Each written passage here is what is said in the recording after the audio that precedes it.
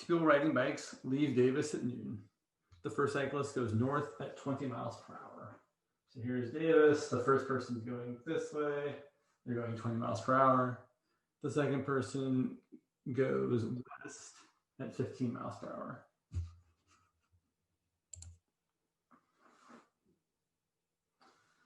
And the question is, how fast is the distance between the cyclists changing after 4 hours? So we're interested in how fast this distance between the cyclists is changing 4 hours later. So let's write down the thing. So in this picture, all these lengths are changing. So all these lengths are going to get variable names. I'm going to call this length X, this length Y, this length S.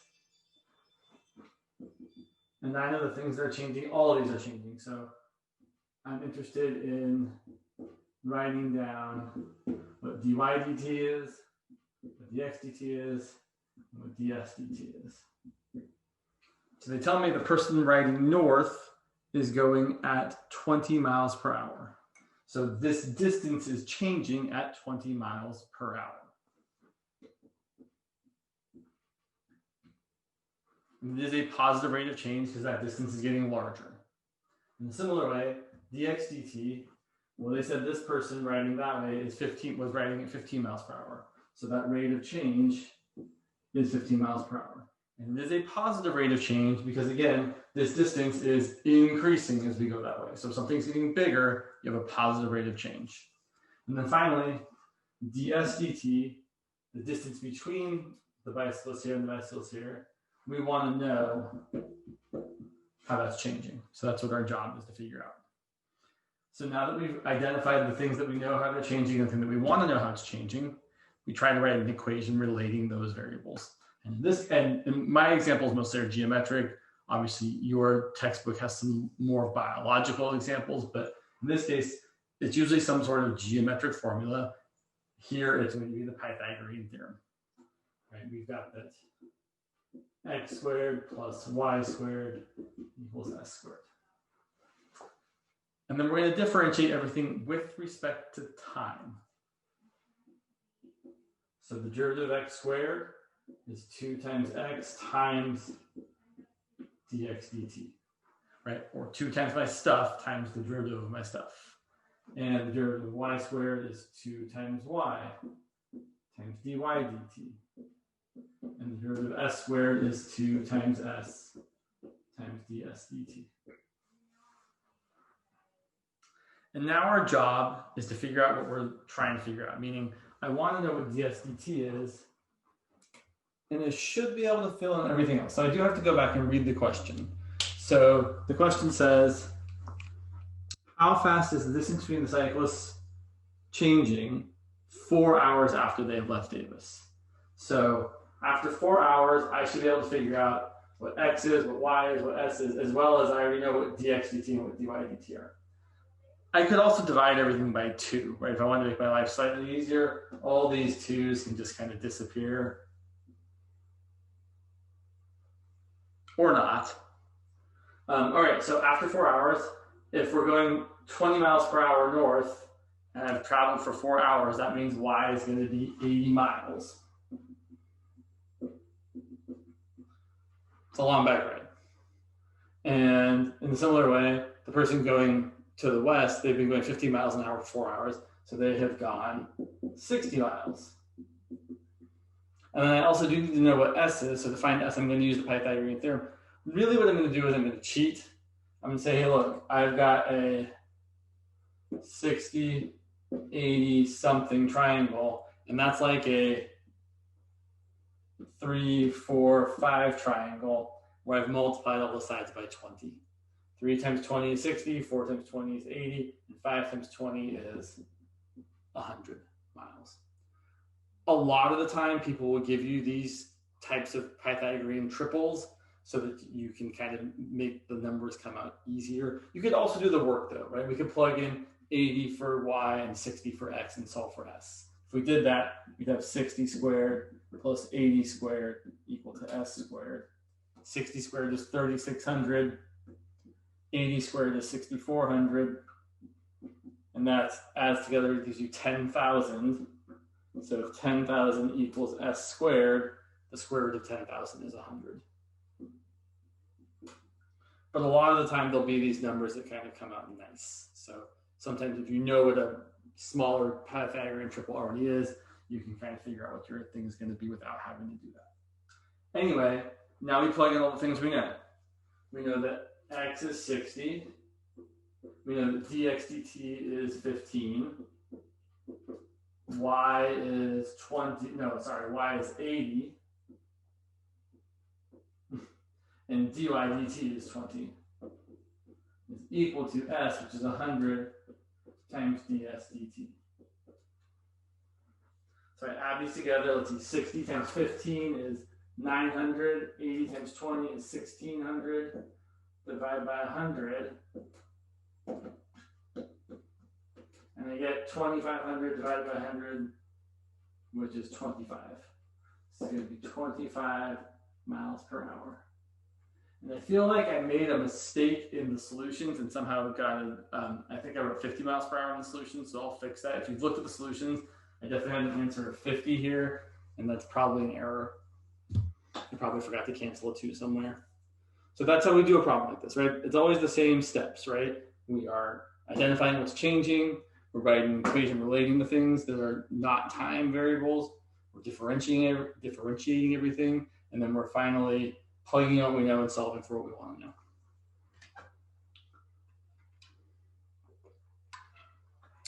to know. Let's see. I feel like I had one more. Maybe not. I guess I had one more, and then people also asked about the other quiz question. So let's look at the other quiz question, which I'm just using now, also says quiz 5 on it. So the other quiz question was a logarithmic differentiation question. And we were being asked to differentiate y equal to x cubed plus sine of x to the x squared power. And someone asked me kind of a really good question in the chat or the reflections, which was essentially like, so when you take the natural log of both sides,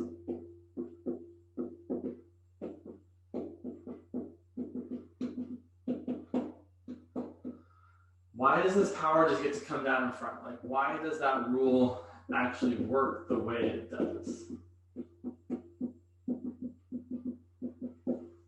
And that's a fair question. The way I kind of like to think about, so we'll come back to this different derivatives in a second. But I do want to explain that because it did seem like a reasonable question to ask. So the way I kind of thought of it is let's look at a very simple example.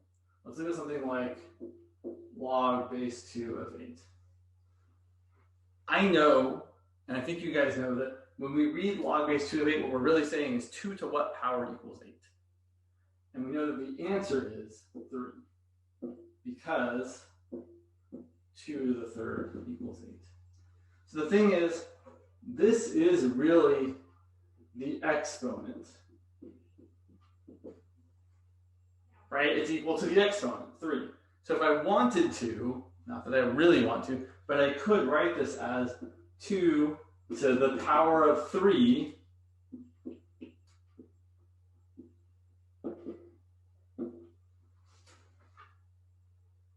right? I'm saying 2 to the third equals 8. I'm just writing 3 in a very strange way. Okay.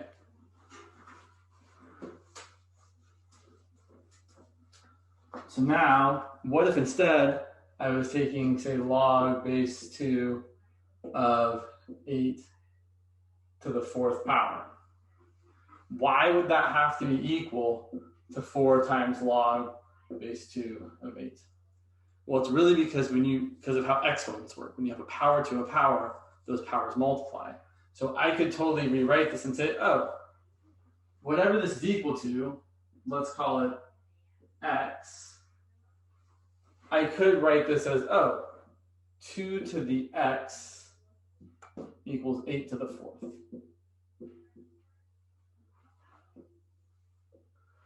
Why would that be the same as saying, let's come back to this for a second. So I could raise both sides to the 1/4 power.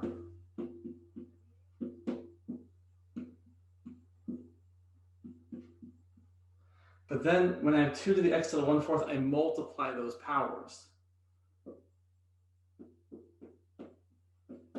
And that's just going to be 8 to the 4th to the 1/4 is 8. Well, look, that's exactly the same as dealing with this part of the equation. If I rewrite this and divide both sides by 4, x over 4 equals log base 2 of 8. And I can rewrite this as 2 to the x over 4 equals 8, which is the same thing as this. So the reason that you can bring down this power when you have a logarithmic expression like this is because of the way powers to powers work. You're really just multiplying a power by another power when you're bringing down this in front, right? Because again, log base 2 of 8 is an exponent. And so you kind of have an exponent to an exponent, and you're bringing it down so that you multiply the exponents. So I don't remember who had that question, but it did seem like an interesting question to ask, but this is kind of the reason why. It's because logarithms are exponents, and when you bring down this exponent, you're really just multiplying the exponent by another exponent. That said, we typically don't think about it that much when we do it, right? We just kind of like, oh yeah, the power comes down, great, it works. And then, if we're going to try and differentiate this, we're going to use implicit differentiation. So the derivative of the natural log of y is 1 over y times y prime. The derivative of the right-hand side is going to require the product and the chain rule. So it's going to be the derivative of x squared, which is 2x, times this stuff left alone, plus, then we flip it, we do the x squared alone, multiply that by the derivative of the natural log of x cubed plus sine x. The derivative of the natural log of some stuff is going to be 1 over the stuff times the derivative of that stuff, which is 3x squared plus cosine x. Can we stop? Not yet, because we haven't found y prime. So I'm going to multiply both sides by y and get y prime equal to y times all this stuff, which I might simplify just a little bit. I might write this as 2x times the natural log of x cubed plus sine of x. And I might write this part as one fraction, where the numerator is x squared times this quantity, 3x squared plus cosine of x, over x cubed plus sine of x. Can we stop now? No, because our derivative has a y in it. So to get to a point where we can really stop, our derivative should be just the function of x. So I have to replace y with what y is equal to, which is kind of a pain. So our final answer is going to be y prime equal to y, which is x cubed plus sine of x to the x squared power, times all of this. 2x natural log of x cubed plus sine of x, plus, you could distribute the x squared on top. I probably wouldn't. Just leave it as x squared times 3x squared plus cosine of x over x cubed plus sine of x. All right. So that's how you do those two quiz questions. Let's see. I wish I could find that one question someone had for me. I thought it was really good. Oh well. Let's see. I've got some other questions here. So let's move on to a couple more examples of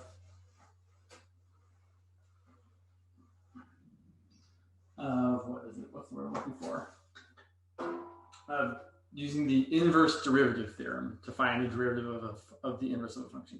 I'm going to do a really easy example that's kind of like the one someone wrote me that I can't exactly remember, but that's all right. So I want to let people into class.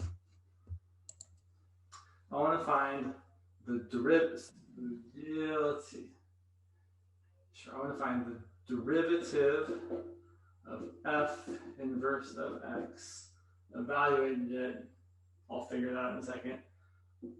For f of x equal to, let's make it real nice, 3x plus 2. I'm going to find the derivative inverse at x equal to, let's say 7.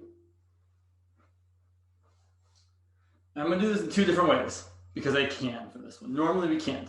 So here's how we would normally answer a question like this.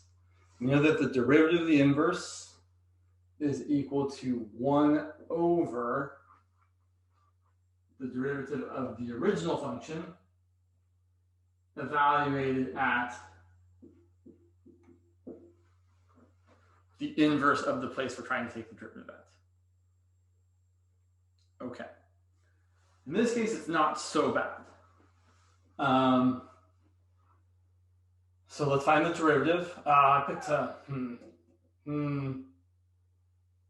sure, why not? It still works. So this one's going to be kind of funny, and that the answer is going to be a little bit lame. That's all right. So what's f prime of x?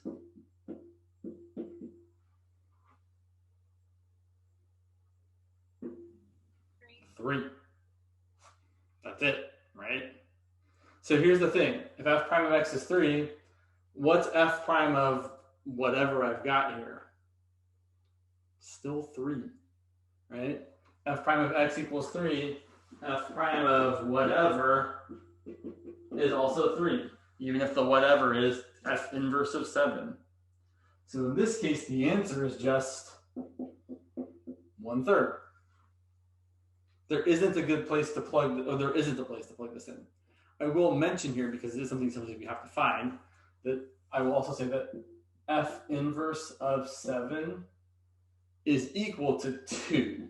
Not that that is necessary here, but I know it's equal to 2 because if I look at this function here, if I plug in 2, f of, 2, not 2, sorry. Come on, brain. F inverse of 7 is a little, okay, fine. It's not 2, it's 5/3. Because if I plug in 5/3, 5/3 times 3 is 5, 5 plus 2 is 7. So f inverse of 7 is 5/3 because f of 5/3 is equal to 7. But in this particular example, it didn't matter. I also want to point out, in this example, we could have found the inverse function. It's not hard to invert a linear function, right? I can write y equals 3x plus 2, x equals 3y plus 2, and solve for y. X minus 2 equals 3y. X minus 2 divided by 3 equals y. So I can write that f inverse of x is equal to 1/3 times x minus 2. And now I can take the derivative of that. Oh, what's the derivative of f inverse of x? Well, the derivative of 1/3 x is just 1/3. It's the same. So if you can find the inverse, which we usually can't do, you can do something like this.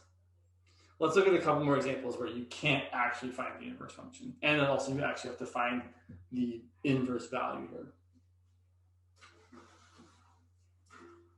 And there's one that someone asked me about some trig functions, and there's another one I have good to go. So let me find that one I had. One sec, I know where you are. Come here.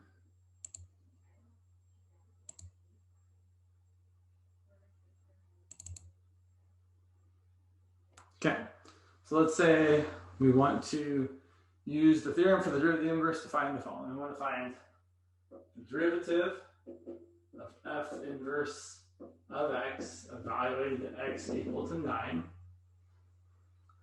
Oh, sorry, -9.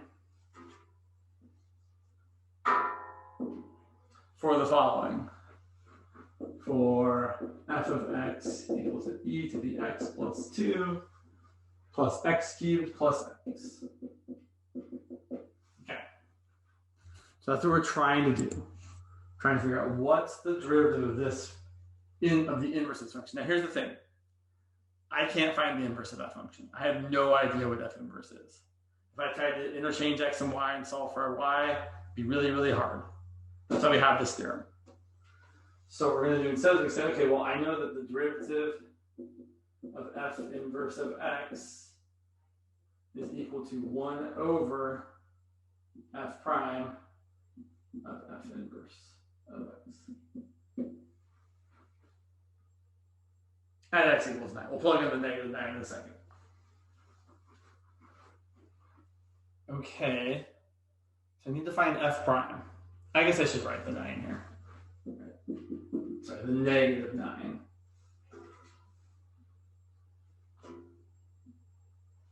So I always kind of view this as two parts. I need to find f prime of x. I also have to find f inverse of negative 9. The derivative is the easy part. We know how to differentiate this. Derivative of e to the x plus 2 is e to the x plus 2. The derivative of x cubed is 3x squared. The derivative of x is 1. Now, if I just knew what f inverse of negative 9 was, I'd be set. Okay, well, f inverse of negative 9, I'm trying to figure out, I'm essentially asking the question, f of what equals negative 9?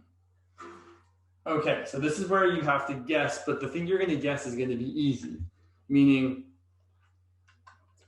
there's only really one value of x here that even has a chance that when we plug it in, we're going to get something that's nice.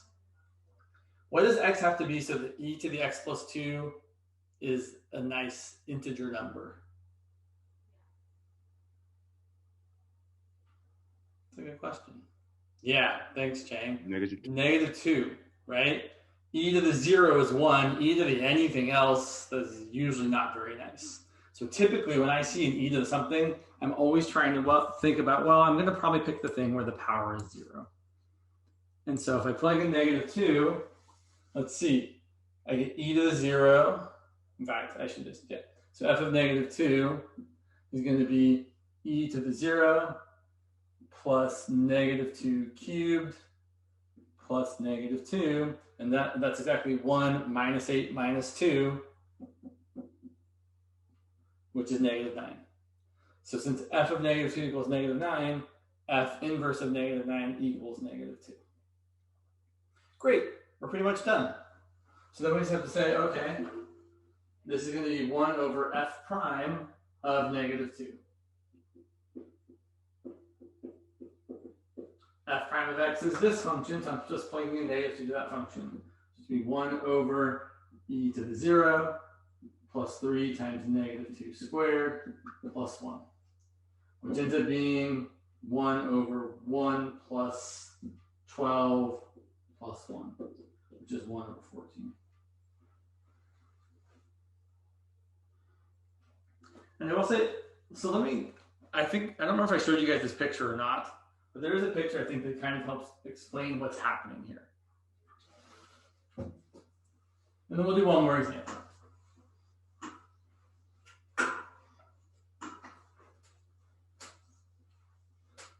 So let's say my function were some, let me think about how I want to draw this. Sure, it's some, so there's my function f of x. And my inverse function is the mirror of that across the line y equals x.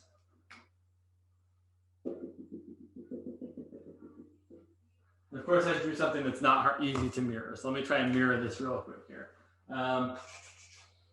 Right, good job, James. Okay, we can pretend those are mirrors of each other. It's a little iffy. And the idea is maybe I'm trying to find the derivative right here at the point a comma b. And so I'm really trying to figure out, and so this is f inverse of x. I really want to know, okay, what's the derivative of f inverse of x evaluated at x equal to a? So I'm trying to find the slope of this tangent line right there. Well, here's what's interesting is that if you look at the mirror image of this across that line, and again, I know my picture is not excellent. If you take the mirror image of this point here, well, when you find the inverse function, you switch x and y. So you switch the coordinates. This is the point B comma A. And the derivative here is going to be f prime of B. And now there's an interesting thing in that these derivatives are reciprocals of each other. Whatever the slope is here, it's the reciprocal of the slope. And I know, again, my picture is not excellent, but it is true. So that the derivative of this is the reciprocal of that. So that f inverse, sorry, I'm using the wrong color. So that the derivative of f inverse evaluated at A is really 1 over this. But now we know that B is really f inverse of A. So this is really 1 over f prime of f inverse of A. So if you were kind of curious about where this formula was coming, because it's kind of a weird formula, like where is this coming from? It's really coming from the geometry here. The fact that, and again, I know the picture is not great. The fact that these are mirror images of each other, and so the slopes of their tangent lines are reciprocals of each other, that gives us this relationship that, oh yeah, the slope of the tangent line here is the reciprocal of the slope of the tangent line here. Hopefully that helps this make just a tiny bit more sense. Let's look at one more example. So again, even if the picture doesn't make sense, the process is still not terrible. If we're trying to find the derivative of f inverse at a point, we're always trying to find the derivative of f inverse at that point, and then we're plugging that into the formula. So let's look at this next one. This is one someone definitely asked me in a discussion. Sorry, not a discussion. What's the other one I'm looking for? Reflection. By the way, you guys all listed great foods that sounded really tasty to eat. I was hungry when I was reading your reflections last night and wanted to eat all the things you mentioned. Let's see, here is the function that somebody gave me. So we've got f of x is 9x minus 3 cosine x. And we're being asked to figure out, find the derivative of the inverse evaluated at x equal to -3. Oh, and they even give, wow, this problem is really nice. Because they give us that f of 0 is equal to -3. So if they're telling us that f of 0 equals -3, that also means that f inverse of -3 is equal to 0. So we're pretty much on our way. We just need the derivative. We know that f prime of x, the derivative of 9x minus 3 cosine x is going to be 9 minus 3 times the derivative of cosine is negative sine. So it's 9 minus 3 times negative sine of x, which I would write as 9 plus 3 times sine of x. Okay, so throw things into the formula, right? If I'm trying to find the derivative of f inverse of x evaluated at x equal to -3, it's 1 over f prime of f inverse of -3. Great, we know what everything is. We know that f prime is this, we know that f inverse of -3 is 0. I'm getting 1 over, I can suppose I can write f prime of 0, which is going to be 1 over 9 plus 3 times sine of 0. Sine of 0 is 0, so we just get 1/9.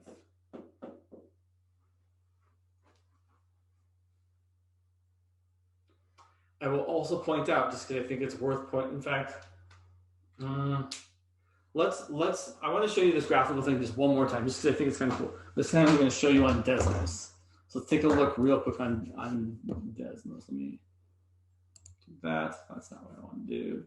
Come on, computer. So let me share my screen. Not that you have a choice. You have to let me. I have all the power. Sorry. Getting a little foolish. So if you look at this function, f of x equal to 9x minus 3 cosine x,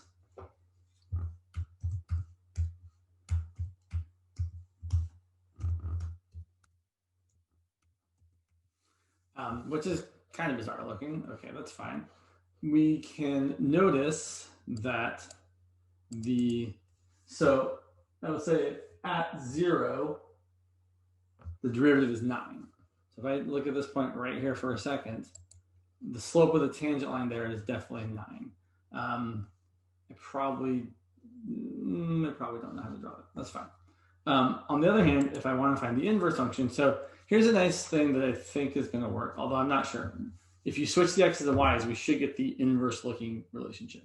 So I do, instead of y equal to 9x minus 3 cosine x, I do x equal to 9y minus 3 cosine of y.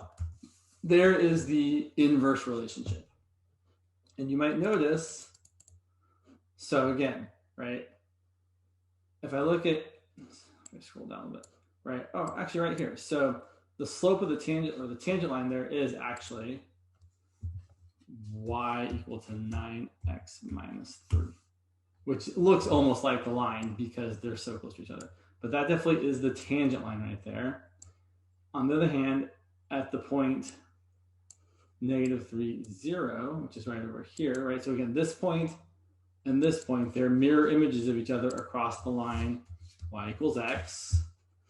Okay, we can go right from there to there. At this point here, the slope of the tangent line is 1/9. Okay, the tangent line is y equal to 1/9 times x plus 3. There's your tangent line right over there. So I really, really, really want to emphasize the nature of, oh yeah, these these inverse functions, their tangent lines have reciprocal slopes. One of them is really large, one of them is really small. That's the whole idea behind this formula, that the derivative of the inverse is 1 over the derivative of the original function evaluated somewhere else. I'm not sure what your, so to the person that asked me a question, I guess I need a little more information. Not sure what is being asked there.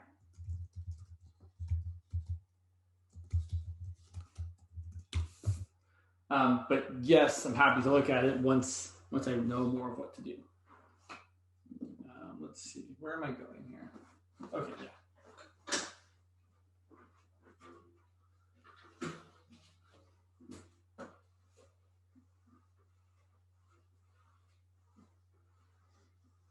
Let's see. So I definitely do want to get to not related rates. Actually related rates, but also, no, we do related rates.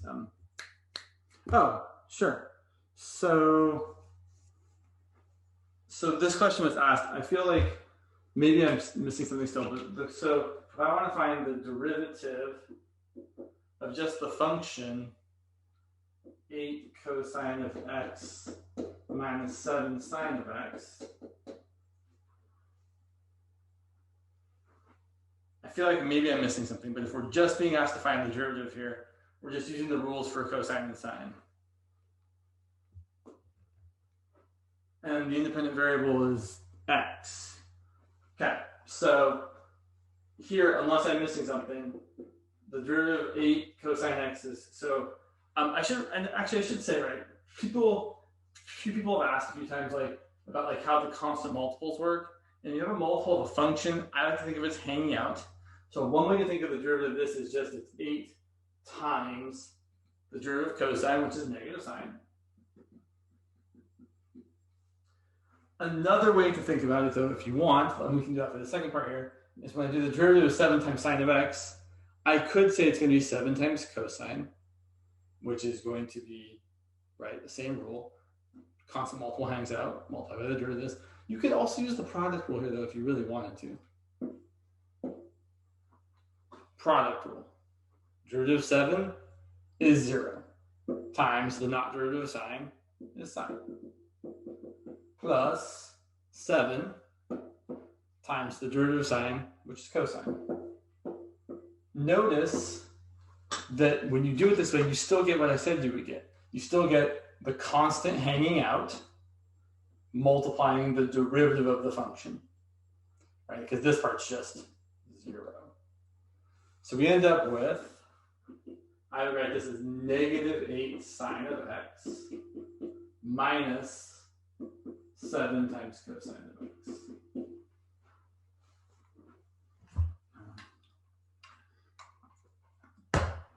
So let me fix the lighting thing real quick. Or not. Right, there we go. Yeah, I don't want that. I just want it to be there. I just noticed that when I move back and forth, like things really kind of change. So if I change the thing, it's not quite as bad. I think. I hope. I don't know. Sure. Okay. So I'm trying to kind of go in an order that makes some amount of sense.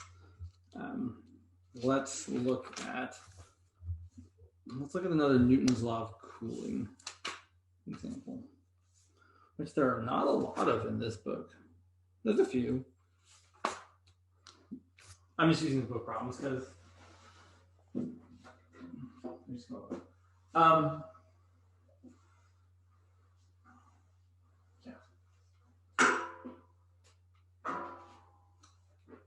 So let's look at this example. This is problem 16 from section 3.6 if you're interested to know. A freshly brewed cup of coffee has a temperature of 95 degrees centigrade or Celsius. So 95 degree cup of coffee.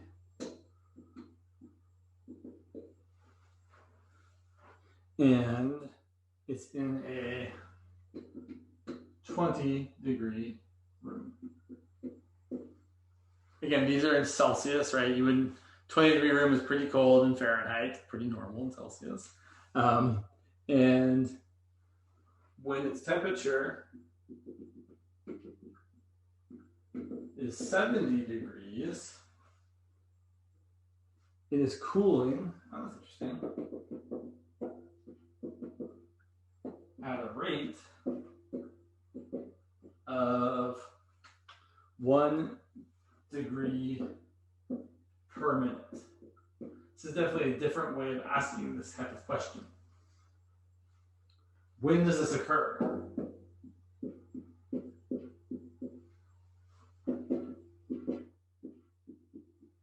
Okay. I definitely have asked a question I'm not super familiar with. That's all right. We can still figure it out. So let's see what we've got. I'm going to start with the usual setup for Newton's law of cooling, which is that we know that the temperature of the object minus the surrounding temperature is equal to C e to the kT. We also know that the rate of change of the temperature is proportional to K, the difference in the temperature of the object and the surrounding temperature. We might need both of these. So here's what we know so far. We know that the surrounding temperature is 20 degrees. And we can figure out what this C value is pretty easily. So we know that temperature at time t minus 20 degrees is equal to C e to the kT. And we also know that at time equal to 0, that's when we pour the cup of coffee, the coffee is 95 degrees. So that at time equals 0, our temperature of our coffee cup is 95 degrees, and our time value is 0. So 95 minus 20 is 75, so C times e to the 0, that's going to be C. C is going to be 75. So, I always run out of room here. Erase this because we kind of have it already. So here's what we have. we have that the temperature at time t minus 20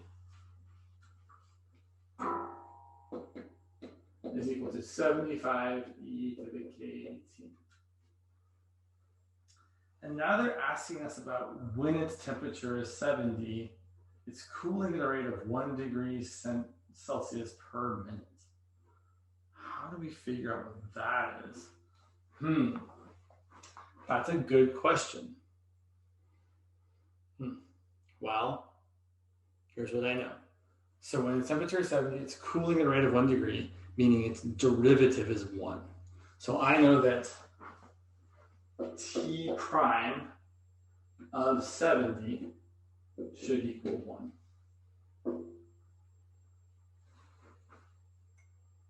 So here's what I'm going to do. I'm going to differentiate both sides of this equation. The derivative of this is going to be T prime minus 0.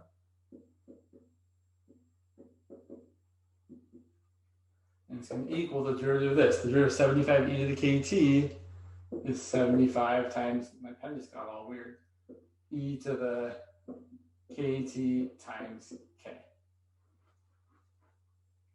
Right? The derivative e to the stuff is e to the stuff times the derivative of the stuff, and the derivative of the stuff is k. So then we know that when I plug in 74, I need to do this. So I kind of wrote this wrong. It's not that when time is 70, it's that the temperature is 70.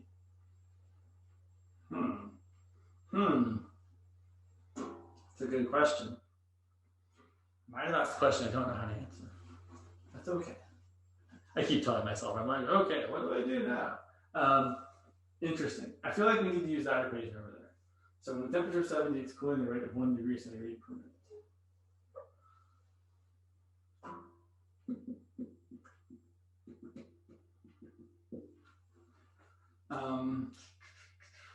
Yeah, sorry. Oh, yeah, okay. Yeah. So here's what I do now. T prime of t is equal to 1. So, yeah, okay. Right, because they're saying the derivative is 1 degree per minute. So we're going to have 1. Sorry, I know like I'm kind of using all the space everywhere here. 1 is equal to 75 e to the kt times k. So here's the issue. They asked us to find what time this happens at. We don't know what k is yet. We probably need to figure out k somehow. Well, that's a good question. I don't know if I have a good answer.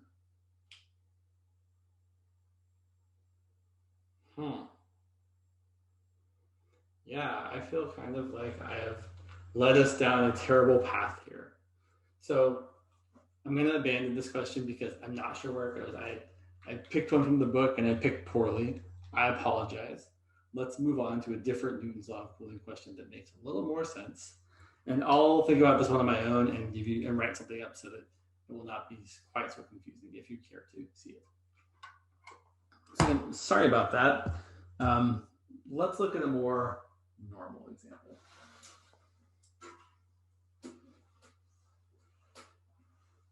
course, now I'm going to be thinking about that question all day. I have to figure it out because I'm like, what's going on there? Okay, so let's look at this much more normal example, problem 15. When cold drink is taken from a fridge, its temperature is 5 degrees.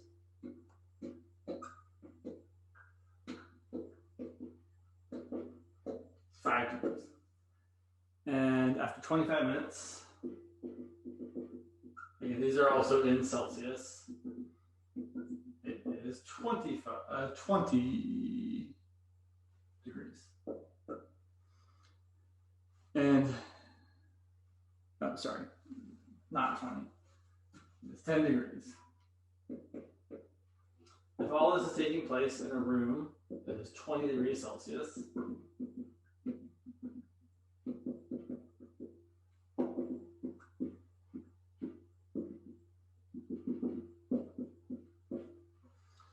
we want to first ask what is the temperature after 50 minutes sitting out? We also want to ask how long until it's 15 degrees.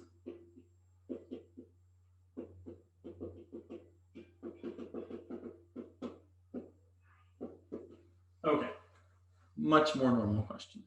Still the same setup, at least in the beginning, where we know that the temperature of the object minus the surrounding temperature is equal to C e to the KT. Okay, so now surrounding temperature is the temperature of the room, which is 20 degrees. So I have T of T minus 20 equals C e to the KT. I should point out, because this is something that's fairly commonly thought of, is that this C value here is always going to be the difference in the surrounding temperature and the initial temperature.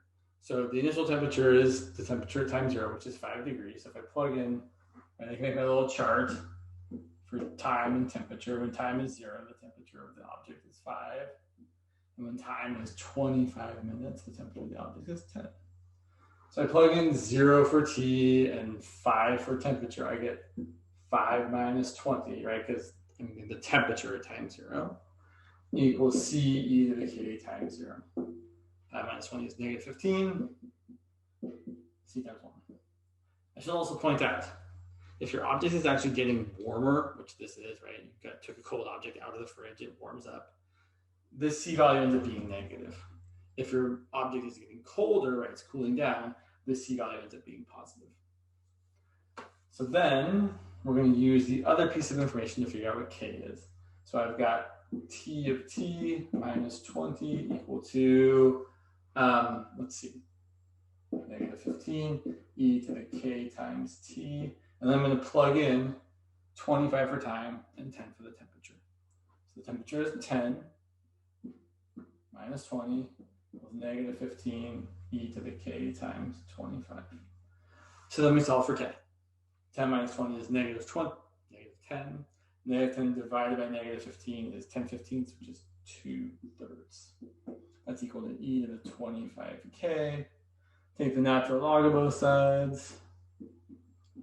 And then finally, k is the natural log of 2/3 over 25. So now we have the model. And just like with exponential growth and decay, right? To find the model, we have to figure out what k and what c are. In this case, our model is temperature at time t minus the surrounding temperature, which is 20, equals negative 15 e to the k, which is natural log of 2/3 over 25 times t. So there's our model. And now we have to answer the last questions. The questions were, what's the temperature after 50 minutes? That's kind of the easier question to answer. We're just going to plug in 50 for time. And then how long until it's 15 degrees? That's when we're going to plug in 15 for temperature and solve for time. So let's do both. My shame over on this side of the board. I just feel bad when I pick a problem. I'm like, oh no, I don't know how to do that one right now. It's not supposed to happen. I'm supposed to know how to do all the things. Occasionally, I mean, this book has some hard problems, clearly, so yeah. I don't know how to do all the things. You guys know that already. You know I make mistakes. All right, so here's our model. T of t minus 20 equal to negative 15 e to the natural log of 2/3 over 25 t, right? Right. And the first question is, what's temperature after 50 minutes? So we're really just asking, okay, I'm going to set time equal to 50. So temperature at 50. I could write T of 50. That seems like more than I need. I really just want to say, oh, it's just temperature.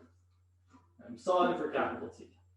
Minus 20 equals negative 15 e to the natural log of 2/3 25 times 50.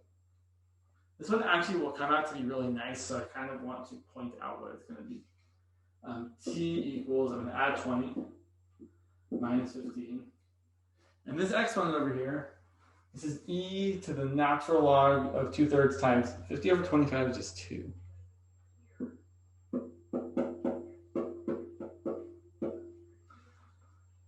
e to the 2 times natural log of 2/3, we can rewrite this as e to the natural log of 2/3 squared. E to the natural log of 2/3 is 2/3. If you square it, it's 2/3 times 2/3. So this actually comes out really nice. It's going to be 20 minus 15 times 2/3 squared, which is 20 minus 15 times 4/9, which I don't know.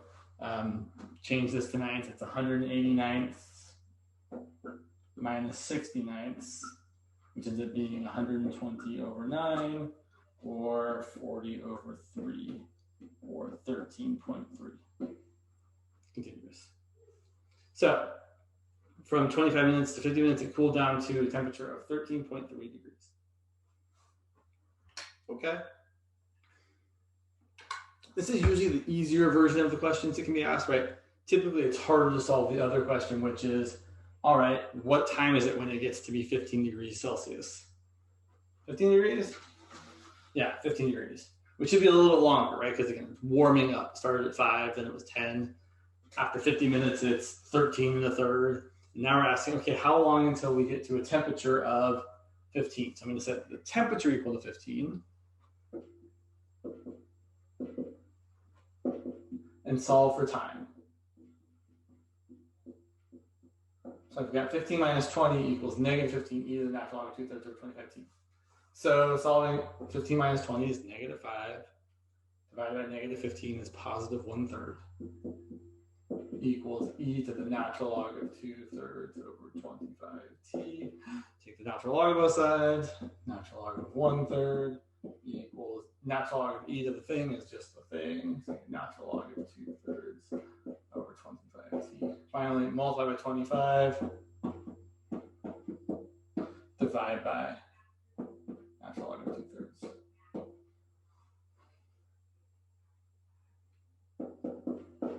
And then I would use a calculator to figure that out, or at least to a problem. I would leave the answer like that, but then using a calculator, we get, let's see, natural log of 1/3 times 25 divided by natural log of 2/3. We get 67.7. So approximately 68 minutes until it's warmed up to a temperature of 15 degrees Celsius. So I just want to ask you to, I want to just remind you that for these Newton's law of cooling problems, you always want to start with this setup. The temperature of the object minus the surrounding temperature, which is a constant, is equal to C e to the kt. And then just like with exponential growth and decay, you're figuring out what C and K are, and then you're answering the questions that they've asked you. Okay. Let's see here. Oh, let me look at that. There was let's see how much time have we got. Okay, we've got 25 minutes. It's still a fair amount of time. Okay, someone asked about this. That seems kind of interesting out there. So someone asked about this discussion sheet problem from Guy, which seems seems a little left field.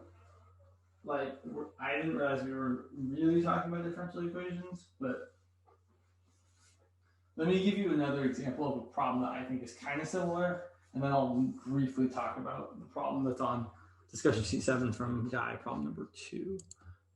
But let me go ahead and grab this other problem first. So the question asks to show the function is a solution to an initial value problem. So let me actually give you another example of this. I'm sorry, where'd you go?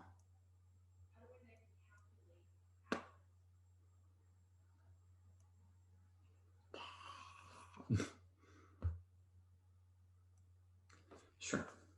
So I want to show, for example, show that x squared plus y squared equal to a 5y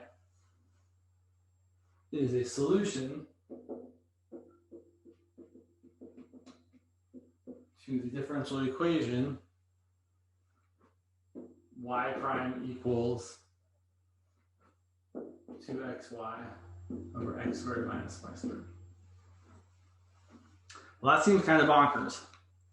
Okay, how do we show that this equation is a solution to this? My gut instinct is to work with this and start differentiating it. And I'm going to differentiate implicitly, right? I'm always making the assumption here that y is a function of x. So I start differentiating this. Let's see what I get. Let's see, I get 2x plus 2yy prime equals 5y prime. I feel like, let me double check that I wrote down the right thing. I feel like there's something seems silly here. No, that's fine, okay. So, I guess I should try and solve for y prime. So I'm going to write that 2x equals 5y prime minus 2yy prime. Okay, seems a little bonkers. 2x equals factor out the y prime. Okay, so then y prime equals 2x over 5 minus 2y. Is that the same as that? Not exactly. Not really at all. Here's where we have to be kind of tricky, for lack of a better word. I'm going to use this. So I'm going to take this denominator. In fact, I'm going to take 5 minus 2y. And I'm going to multiply it by y. In fact, what I'm really going to do is I'm going to multiply this by... So I should back up. Let me talk about the intuition here. I know I need a 2xy on top. I don't have one. So I'm going to multiply by y over y so I can get one. So now I've got y prime equals 2xy. Great, my numerator is looking right. Over, I'm going to distribute this and get 5y minus 2y squared. Still not that. Here's the trick. Not maybe that's what the trick is, the process of these. I know what 5y is equal to. 5y is equal to x squared plus y squared. So 5y minus 2y squared is really equal to x squared plus y squared minus 2y squared. But x squared plus y squared minus 2y squared is equal to x squared minus y squared. And so that's actually what the denominator is here. So we get 2xy over x squared minus y squared. And this is kind of a frequent thing that happens with these, showing that something is a solution to a differential equation, is you often have to differentiate that something and then try and manipulate it to make it look like the answer you actually want to have. So let's look at this problem from Guy's discussion sheet 7. I think. So here's how it reads. In several past examples, we have encountered the von Bertolanfield model for the length of fish as a function of time. Let's write that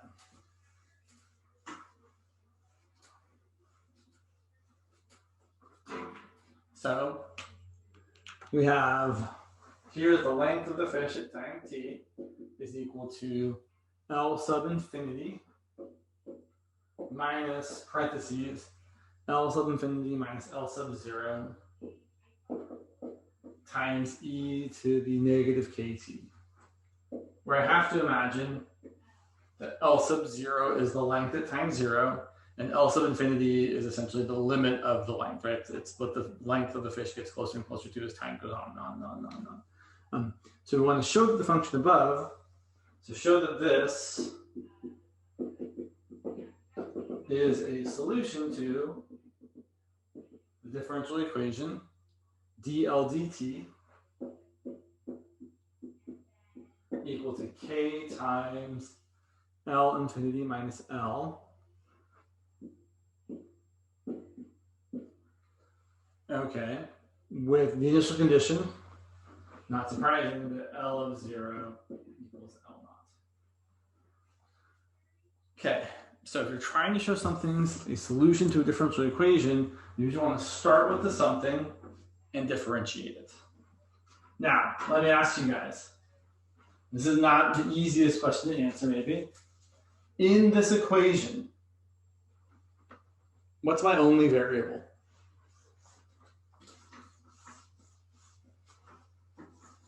T.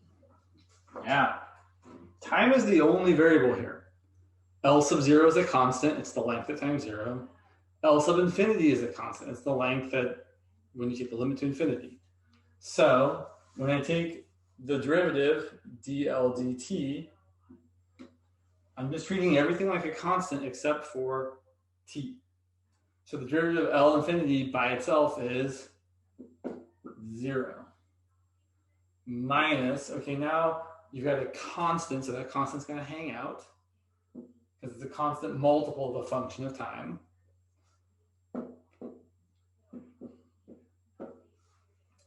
Times e, so what's the derivative of e to the negative kt?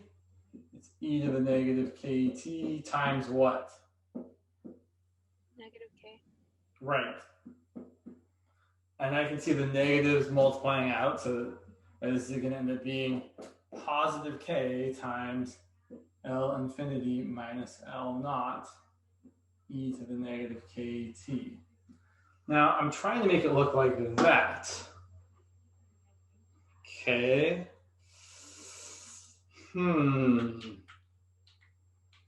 Interesting. So here's where I have to be kind of tricky, for lack of a better word. Right? I know I want this to be, so what I should probably do is actually write out what this is. This is k times L infinity minus L, where this is L. So if I actually write that in there, look what I get. That's k times L infinity minus all of this, which is L infinity minus, it's a lot of L infinities, L infinity minus L naught e to the negative kt. But look, L infinity minus all this means you're going to get the L infinities canceling out, and the minus will be a plus. So I've got k times L infinity minus L naught e to the negative kt. Exactly what we wanted to get. So this shows that dl dt, or I should say, this shows that we took the derivative of this, got it equal to this, and that is equal to what dl dt is equal to. So this is a solution of that. Yeah. Couldn't we just use the initial condition and plug in 0 for t? So if I plug in 0 for t, it's not going to tell me necessarily. No, one more time?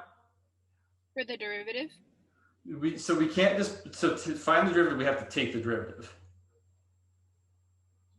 Plugging in the initial condition won't do that for us.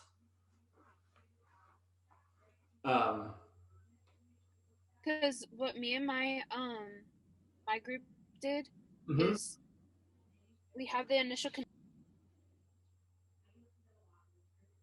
of L of 0 is equal to L naught. So L naught would equal to just L. Like if you switched the k, the L naught for your derivative that you took. And so you want to replace the derivative with L naught? No, like you see the L naught on the bottom, the last line? Yeah, that.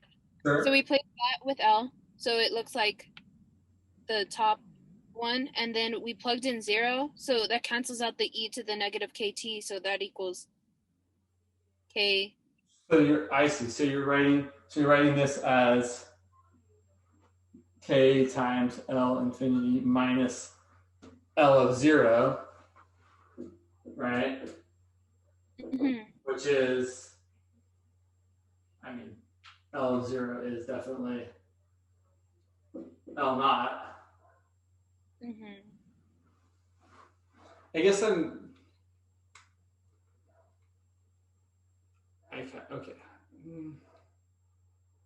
Yeah, I see what you're saying there. You're saying that.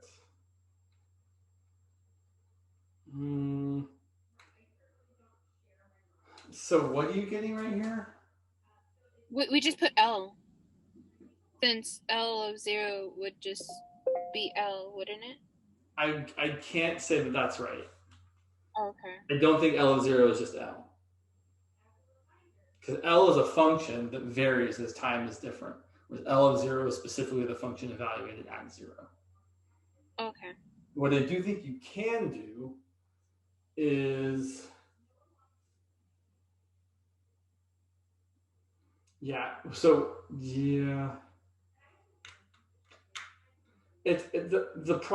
problem I'm having personally is that it's hard to go from this to this, but it's easy to go from this to this. So if you wanted to, you could solve this for L0, but that seems like not the right way to do it. I really think it's easier just to say, oh, I know what DLDT is, it's equal to this, and then I can replace L here with this L here, and then get that DLDT is equal to the other thing we have here. To me, that seems like a more straightforward way of trying to do this problem. Okay, thank you. You're welcome. Yeah. Now, so I mean, there are definitely other ways you could do this.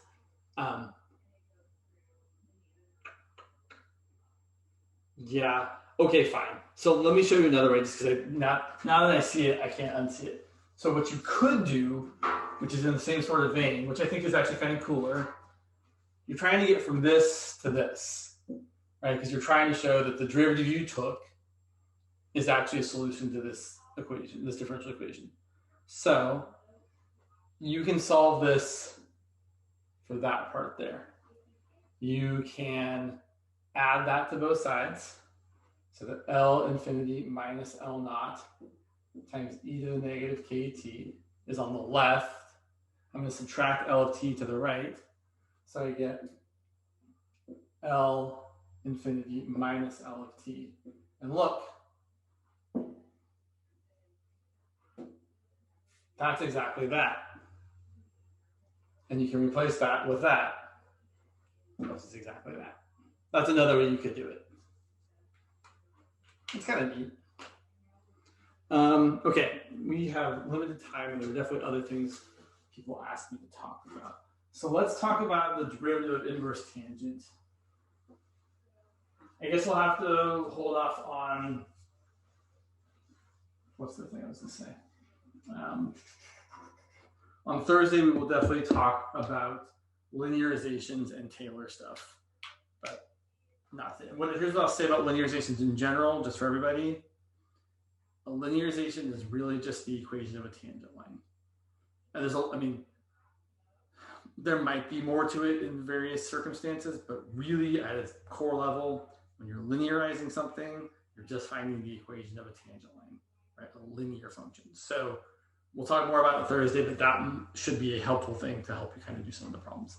But people have asked about how to find the derivative of the inverse tangent. And so it's definitely something you want to memorize. And I'll tell you right now before we do it, it is 1 over 1 plus x squared.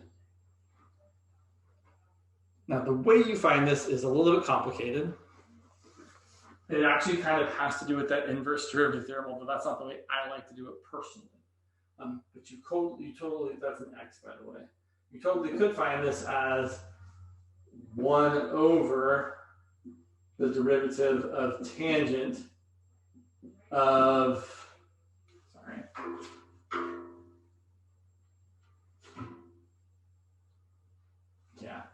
my x's are, you can find it as the derivative of tangent of inverse tangent of x.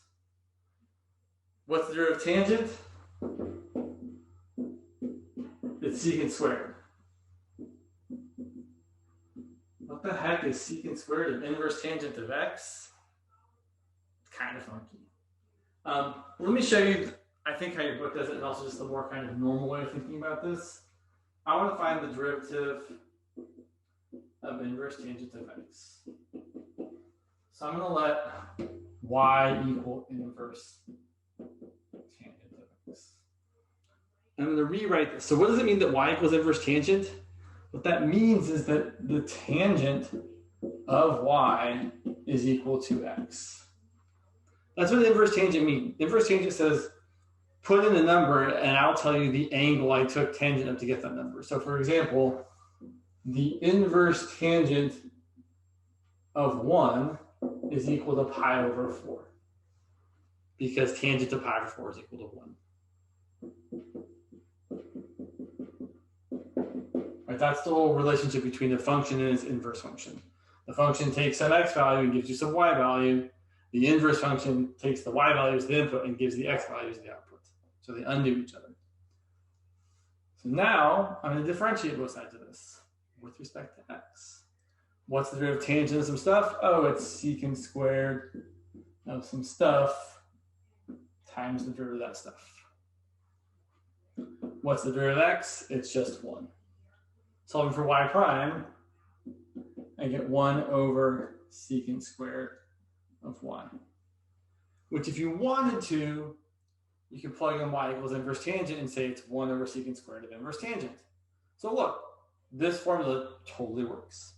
However, that's not really what I want to do, because that doesn't seem to make a lot of sense to me. And there's kind of two ways people go about doing this. One way to deal with this, the way I kind of prefer, is to draw a triangle. Y is an angle.